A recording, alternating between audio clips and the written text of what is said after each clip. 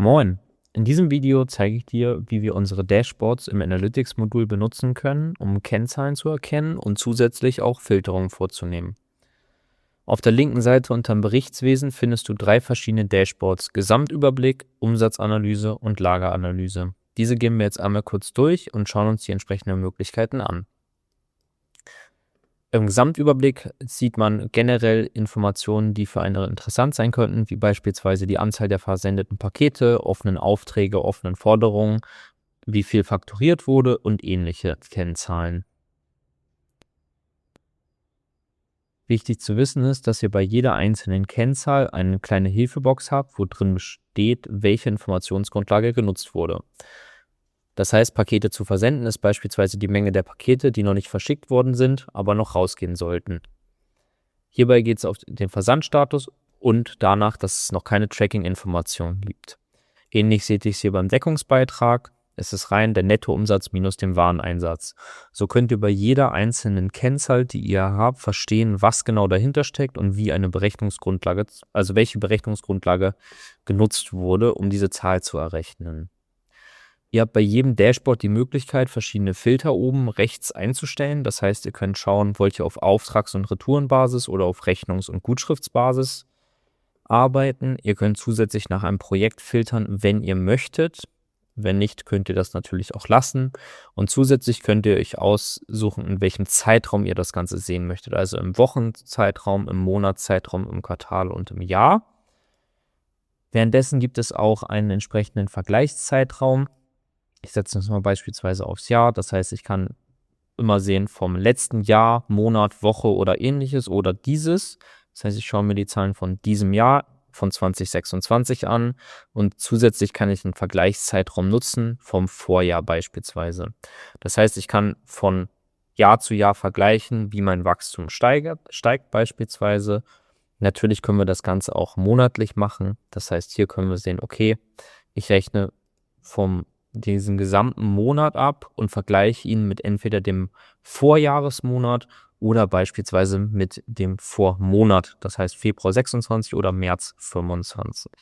Das heißt, ich könnte so, wie ich es jetzt eingestellt habe, sehen, wie meine Entwicklung ist vom Februar bis in den März diesen Jahres. Mit Anwenden wird das Ganze aktualisiert und die Zahlen verändern sich entsprechend. In diesen ganzen Dashboards beziehungsweise in den Kennzahlen seht ihr hier auch einfach grafisch dargestellt, wie ist es diesen Monat beispielsweise, wie wir es jetzt eingerichtet haben im Vergleich zum letzten Monat. In dem Seitenfilter könnt ihr einstellen, ob ihr es wöchentlich oder auf täglicher Basis sehen wollt. Das variiert, je nachdem, wenn ihr auf ein Jahr geht, könnt ihr auch quartalsmäßig beispielsweise sehen.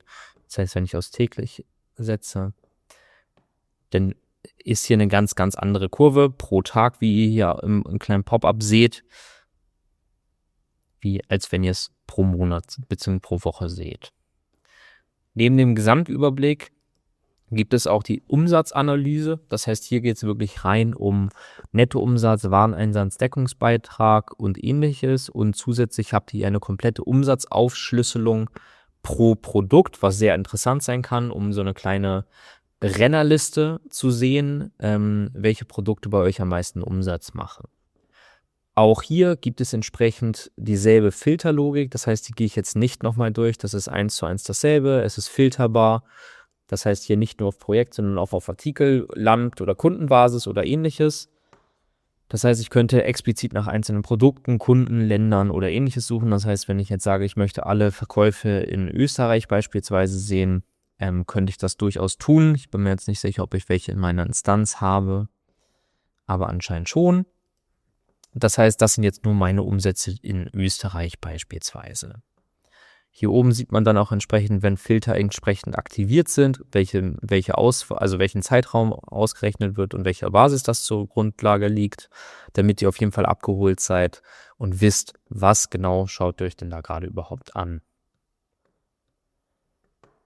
Die Lageranalyse geht natürlich dann eher Richtung, wie viel Warenwert habe ich am Lager, wie viel Verkaufswerte habe ich hier noch liegen, Lagerumschlagsquote etc. pp. Auch hier gerade da ist es wichtig, einfach mal in diese Hilfeboxen zu schauen, auf welcher Grundlage die Berechnung hier passiert, um diese Zahlen zu kreieren, Lagerumschlagsquote beispielsweise und Ähnliches.